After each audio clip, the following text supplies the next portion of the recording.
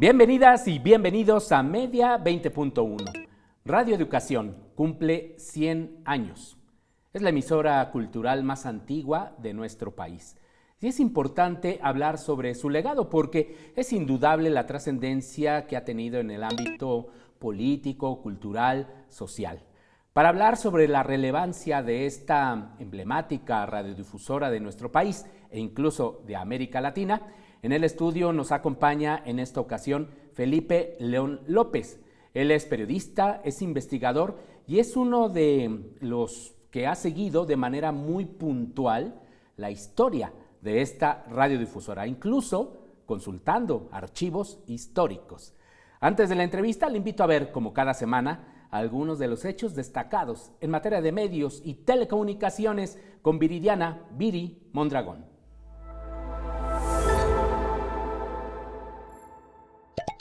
Con el aval del Congreso Federal y la mayoría de los congresos estatales, se concretó la desaparición de 7 órganos autónomos, entre ellos el Instituto Federal de Telecomunicaciones. Comenzará así una nueva etapa en la regulación de la radio, la televisión y las telecomunicaciones.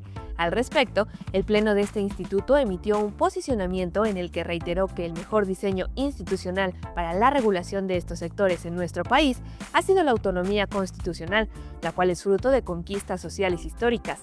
Sin embargo, expresó su respeto a la división de poderes. Paralelamente, el pasado 28 de noviembre, la Secretaría de Gobernación publicó el decreto de reforma a la Ley Orgánica de la Administración Pública y mediante el cual se crean las Secretarías de la Mujer y de Ciencias, Humanidades, Tecnología e Innovación, así como la Agencia de Transformación Digital y Telecomunicaciones.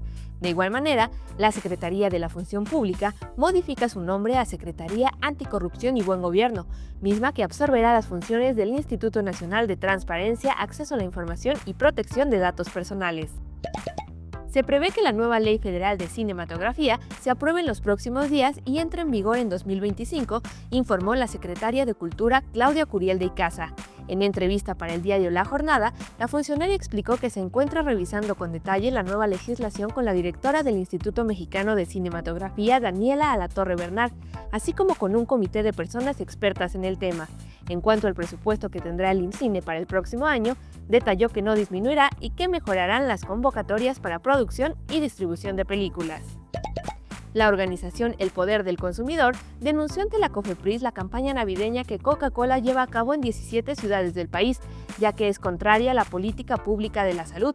La ONG afirma que la Organización Mundial de la Salud ha recomendado desde hace 20 años prohibir la publicidad de alimentos y bebidas no saludables dirigidas a la infancia. Sin embargo, la refresquera está realizando caravanas navideñas en municipios donde la prevalencia combinada de sobrepeso y obesidad en niñas y niños de 5 a 11 años oscila entre el 34 y el 41%, uno de los niveles más altos de sobrepeso y obesidad infantil en todo el mundo. Esta campaña, dice El Poder del Consumidor, aprovecha la credulidad e inexperiencia de niñas y niños frente a la publicidad y pretende establecer una relación emocional con personajes como Santa Claus y por ende con el producto. Además de la denuncia formal, la organización produjo un video que busca concientizar a la población sobre los efectos del consumo de las bebidas azucaradas. Aquí un fragmento. 24.100 mexicanos mueren por el alto consumo de bebidas azucaradas y especialmente refrescos. Repito, 24.100 personas mueren cada año por el alto consumo de bebidas azucaradas en México. Quiero pedir una disculpa profunda por haber promovido entre los niños esta bebida que causa obesidad y diabetes, entre otras enfermedades. Australia prohibirá a los menores de 16 años usar las redes sociales. La prohibición contempla multas de hasta $32.5 millones a las empresas si no la cumplen. El primer ministro Anthony Albanese dijo que la legislación es necesaria para proteger a las personas jóvenes de los daños de las redes sociales, algo que muchos grupos de madres y padres también han expresado. Sin embargo, los críticos tienen dudas sobre cómo se va a aplicar el veto y qué impacto tendrá en la privacidad y la conexión social. La norma aún tardará hasta un año para tener vigencia. Sin embargo, el debate sobre este tipo de prohibiciones en el mundo digital se ha abierto. Muchísimas gracias a Viridiana, a nuestra querida Viri Mondragón, y muchísimas gracias a nuestro invitado Felipe León López, Qué gusto tenerte aquí. Gracias a ti, Telena. Gabriel. Gracias por la invitación, gracias por venir a recordar los 100 años de Radio Educación. Yo creo que de entrada, si estás de acuerdo, Felipe, ¿por qué es importante hablar de Radio Educación? Antes de meternos quizás a algunos de los detalles históricos significativos. Sí, mira, porque es la estación, como bien lo dijiste, que más ha influido en la política de medios culturales, de medios estatales, y ha sido pilar fundamental para la construcción de los medios públicos en México y en la promoción de la difusión de la cultura mexicana después de la Revolución Mexicana, además de exportar su modelo hacia otras entidades y a otros modelos de radios públicas en toda América Latina. De hecho, nace prácticamente después del nacimiento de la propia radio, ¿no? Es decir, la radio nace en 1921, en septiembre, y el 30 de noviembre de 1924 nace Radio Educación. Bueno, ya venían como bien hemos documentado, venían ya las investigaciones, los trabajos desde julio del año de 1921, ya venía el interés del equipo de José Vasconcelos por incursionar en la radiodifusión como un medio para difundir su proyecto del nuevo mexicano, que era el que traía para la promoción de la alfabetización, de la educación de todos los mexicanos y poder hacer llegar toda la cultura a todos los rincones y sobre todo a aquellos segmentos que no sabían leer, que no sabían escribir, pero que sí podían escuchar y que podían interesarse por cuestiones tan complicadas como la filosofía o la literatura universal. O sea, José Vasconcelos ya visualizaba el poder de la radio de alguna manera, o lo escuchaba. Sí, en ese entonces refiere Carlos Pellicer, que era uno de los grupos con los que trabajaba Vasconcelos, junto con Salvador Novo, que había un interés por la radiodifusión, sobre todo porque Salvador Novo tenía un programa pequeño digamos, en lo que era el Universal, pero tenía una versión de radiodifusión que hacían sus experimentos y era una carta cultural del Universal. Y ahí empezaban a difundir, entonces Salvador Novo influye también en Vasconcelos y junto con Carlos Pellicer para que la Secretaría de Educación Pública pudiera tener un espacio de radiodifusión que ocupara esa nueva tecnología en ese entonces, que era innovadora, que podía llegar a cualquier rincón y que necesitabas nada solamente un aparato de recepción para que pudiera recibirse la señal y que de esa forma poder masificar o llegar más rápido a todos los rincones del país. Ese era un poco el interés y detrás de esto pues no fue algo improvisado, sino también se creó un consejo consultivo cultural con las mentes más brillantes de aquel entonces que eran producto del Ateneo. Yo te menciono a Vasconcelos, pero también estaba Javier Viurrutia, estaba Alfonso Reyes, una serie de intelectuales de la época que eran los que estaban impulsando la revolución cultural en nuestro país. Entonces no fue algo improvisado, fue algo que fue planeándose junto con el avance de la radio comercial. Al año siguiente pues dan la sorpresa con el apoyo del gobierno. En ese momento el gobierno revolucionario pues dieron el impulso para que se creara una jefatura de estación de la radio, ¿no? Dentro de la Secretaría de Educación Pública. Así es. Y refieres, dice, un año después dices, de la radio comercial, porque sobre todo destacas, supongo yo, el nacimiento de la XCB, ¿no? Que fue en 1923, que es una estación que sigue todavía hoy transmitiendo, es decir, es la estación comercial más antigua, y después Radio Educación. Fernando Mejía Barquera, que es uno de los investigadores más notables que tenemos, que desafortunadamente ya falleció, se refiere a este sistema híbrido, vamos a llamarlo, o mixto, de radiodifusión, que por una parte se impulsa la radiodifusión comercial, que tuvo algunas de sus primeras experiencias con la XB y después se potencializa con el nacimiento de la XW, pero por otra parte este proyecto de radio de Estado que surge a partir sobre todo de Radio Educación, aunque antes, dime si estoy en lo correcto, surge una estación que fue la de la Secretaría de Guerra y Marina. Sí, bueno, sí, estuvieron ahí, hubo varios experimentos, de hecho toda en esa época la radio en el mundo era una innovación, era algo nuevo, a pesar de que el cine ya aparecía, ¿no? Y además todo estaba fincado como un instrumento de propaganda política y de control político, y por eso es que la Secretaría de Guerra Guerra y Marina tenían su propia radiodifusora, que eran los primeros productos.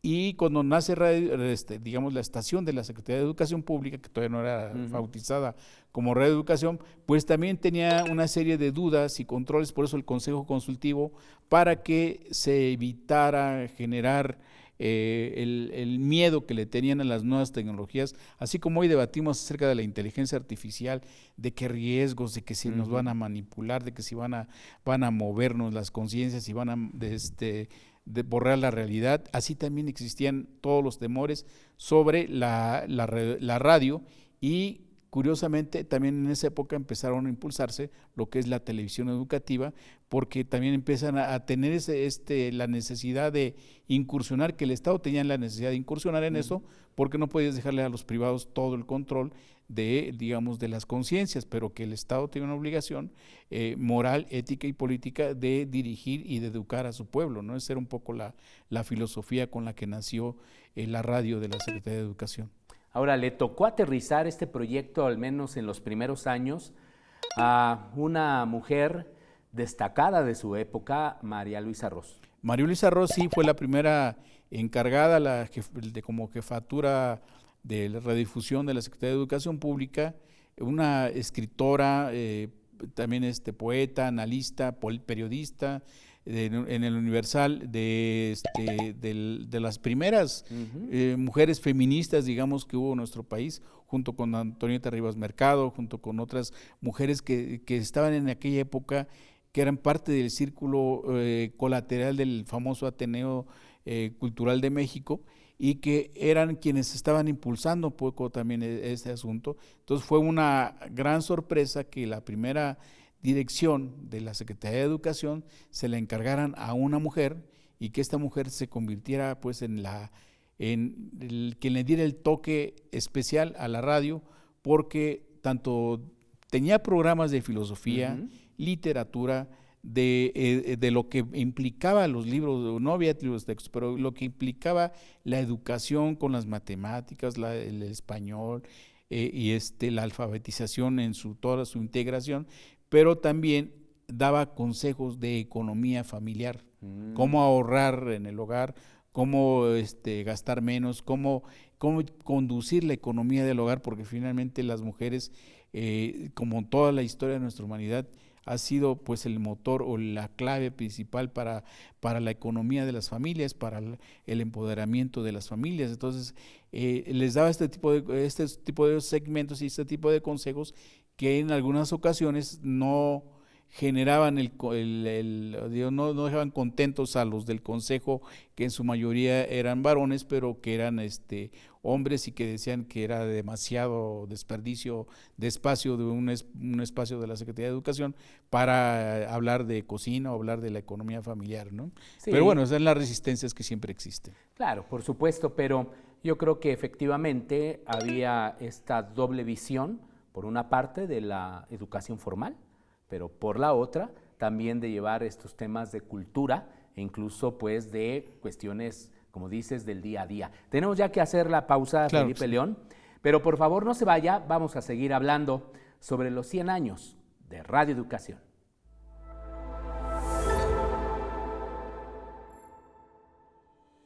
Entre 21,000 y 42,000 millones de dólares. Esa fue la inversión en 2022 para contenido original por parte de plataformas de streaming como Netflix, Disney+, HBO, entre otras. ¿Cómo influye esto en las narrativas presentes en dichas plataformas? Este dato y la pregunta fueron abordados por Luis René Camacho, planificador de producción global de Netflix. Lo hizo en la edición 2024 del seminario Ovitel, realizado en septiembre.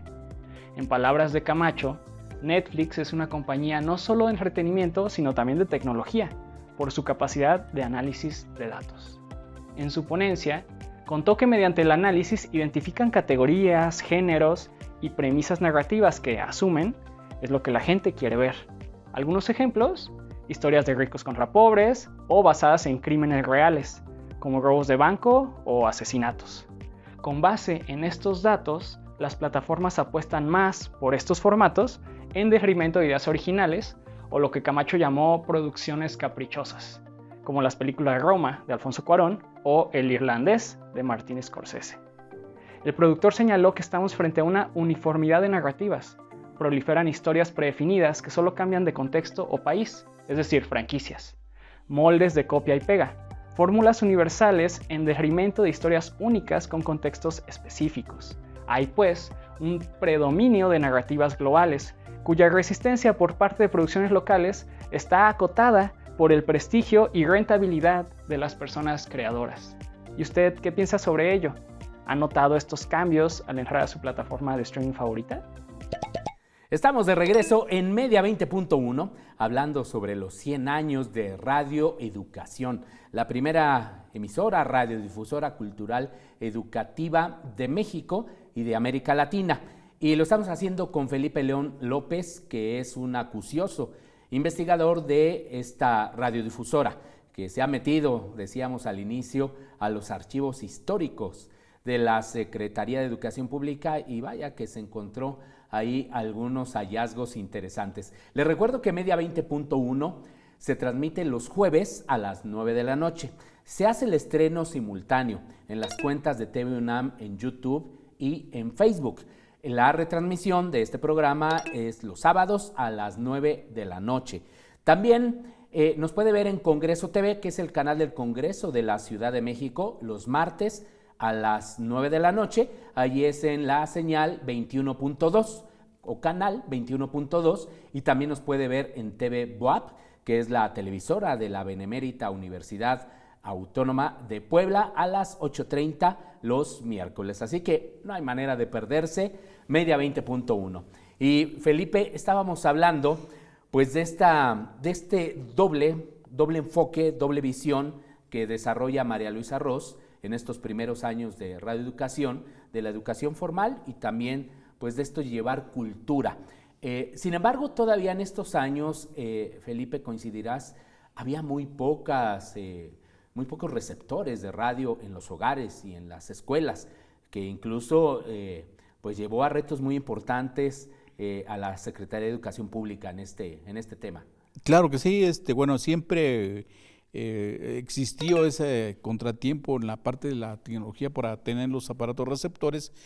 Incluso la propia transmisora, que eran de 560 watts, si no me equivoco, eran muy poquito, pero sin embargo el espacio radioeléctrico era tan despejado que llegaba a Centroamérica, parte de Estados Unidos, y con esa poca potencia pues llegaba la señal de la radio.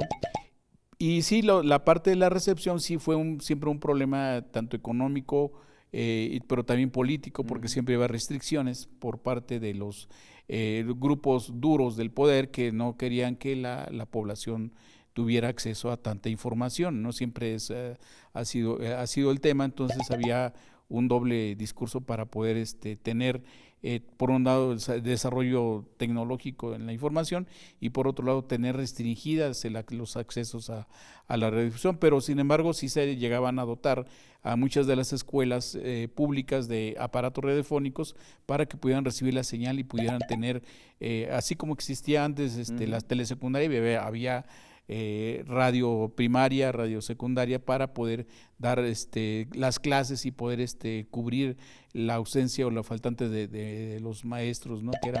que era una labor titánica de esos primeros años de la Secretaría de Educación y también de la Dirección de Bellas Artes, que era una dirección que encargada de la difusión de la cultura y del arte, los valores culturales de aquella época, y que ahora actualmente pues ya evoluciona tanto que tenemos evolucionó tanto esa dirección que ahora ya es una Secretaría de Cultura, ¿no? Sí, por supuesto.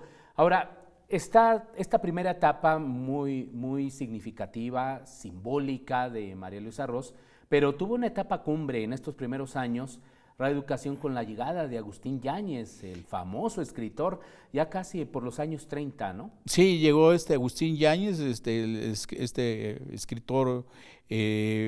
famoso, jalisciense, porque además le tocó recibir a muchos intelectuales del exilio español y los incorporó, muchos de ellos como colaboradores. Había grupos como los estridentistas que también se incorporaron, había dramaturgos, ¿no? Sí, los hermanos Lins Arzubide, Manuel Maples Arce, entre otros, pero que estaban en la radio haciendo, sin saberlo, los guiones radiofónicos, la reinvención del radioteatro, de la radiopoesía, de la parte, digamos, de la construcción de estos guiones que ahora podrían ser llamados los inventos del podcast, porque finalmente eran grabaciones que se tenían que llevar a todos los rincones del país, con los aparatos, con los que tenían aparatos radiofónicos y con los que tenían que apoyarse en otras emisoras para que pudieran ser difundidos, ¿no? Entonces siempre hubo un impulso interesante, y el caso de Agustín Yáñez pues fue una etapa interesante dentro de la radio de la Secretaría de Educación, porque sí le permitió enriquecerse, diversificarse, y aparte también empezar a tener los primeros destellos de noticieros, ¿no? Que los noticieros de Radio Educación, ya digamos en la época más contemporáneo, ¿no? Ya de los años 80 para acá, pues se convirtieron en un referente obligado de toda la historia de los movimientos armados, de los movimientos de liberación nacional en toda América Latina. Sí, es cierto. Y después pues vino la creación del Departamento Autónomo de Prensa y Publicidad, se desdibuja ahí Radio Educación, dejó, digamos, de transmitir algún tiempo, y resurge en 1968 también de la mano de Agustín Yáñez. Sí, bueno, más que dejarse de transmitir, siguió transmitiendo, pero ya no dependía de la Secretaría de Educación. Ya era de Gobernación, ¿no? Incluso. Sí, dependía del Departamento de Propaganda de la Secretaría de Gobernación. Entonces, y fue en la época de Lázaro Cárdenas, cuando lo jalan, porque en una coyuntura internacional muy difícil, muy complicada. Tú has documentado mucho el asunto de la guerra de las ondas, ¿no? Porque sí existía una guerra ideológica que se transmitía por las ondas hertzianas de entre los que estaban promoviendo el pensamiento nacional socialista y los que estaban promoviendo los pensamientos del eje, y había una oposición y una resistencia de los gobiernos nacionales a que eso se desdibujara. Fue por eso que la Secretaría de Educación le entrega la radiodifusora a la Secretaría de Gobernación, y se convierte hay una etapa, digamos, estática, que yo creo que fue a nivel general en muchas partes de América, en donde evitar involucrarse en asuntos de la guerra mundial, y bueno, le tocó ahí estar muy, muy pasivo, se desdibujó. Sí siguieron transmitiendo sus programas de educación, sus programas de alfabetización, etcétera, pero con digamos, un bajo perfil. Y a partir de los años 60, del 68 particularmente, Radio Educación renace, y renace con mucha fuerza, a tal grado que es lo que tenemos actualmente, ¿no? Que es una radiodifusora que ha marcado pautas, que ha mantenido su perfil plural, su perfil casi autónomo, digamos, respecto a la línea que se mantiene de carácter oficial, ¿no? Y ahí toda esta generación de comunicadores de la radio, desde aquel entonces, muchos compañeros de ellos siguen activos, siguen vivos, y yo creo que son pioneros de este renacimiento de Radio Educación, que nos marcaron a muchos de nosotros en nuestra época, siendo en lo particular ha sido radio escucha de esa Radio Educación, con todos los conciertos del rock rupestre, de los folcloristas, de todo este asunto, y hasta la fecha, ¿no? Mantenerse escuchando la pluralidad de ideas, la pluralidad de la programación musical, de los contenidos, etcétera, ¿no? Yo creo que sí fue una etapa de renacimiento bien interesante que ha vivido la radio. Totalmente disruptiva en lo musical, en lo político, en los temas, por ejemplo, los primeros que se tocaron sobre la sexualidad fueron ahí justo en Radio Educación. En los segunditos que nos quedan, Felipe, ¿cuál es el principal reto que tú verías de esta radiodifusora a la luz, pues, de este proyecto de transformación que estamos viviendo? Yo creo que sí han habido cambios, sí se ha ido ajustando. Yo creo que necesitamos todavía la radio, el formateo de la radio pública, de radioeducación. Yo creo que sí necesita un renacimiento, un retoque a todo lo que se ha venido haciendo de manera constante durante muchas décadas, y yo creo que ya también los productores, las casas productoras necesitan su renovación para que puedan estar ajustándose a las nuevas realidades, a las nuevas generaciones que están exigiendo otro tipo de contenidos que no están peleados con los contenidos de carácter educativo, cultural, científico, religioso y de político, ¿no? Yo creo que sí hay una gran variedad de opciones por las cuales trabajar, y que yo creo que sí lo están haciendo, pero poco a poquito yo creo que van a hacerlo. Pues eso deseamos, ¿no? Para la emisora cultural, educativa más importante de nuestro país. Felipe León López, muchísimas gracias por acompañarnos. Gracias. Gracias, y escuchemos Radio Cultural, escuchemos Radio Educativa, ahí tiene la opción en Radio Educación 96.5 de FM en la Ciudad de México, también tiene aplicación, se puede escuchar también a través de internet, es decir, de México para el mundo. Escuchamos también Radio UNAM, por supuesto, que es también una de las primeras radioemisoras universitarias. En fin, hay opciones importantes y estas se les ofrecen justo los medios universitarios, los medios públicos. Gracias nuevamente, Felipe León, y muchas gracias a usted. Hasta la próxima semana.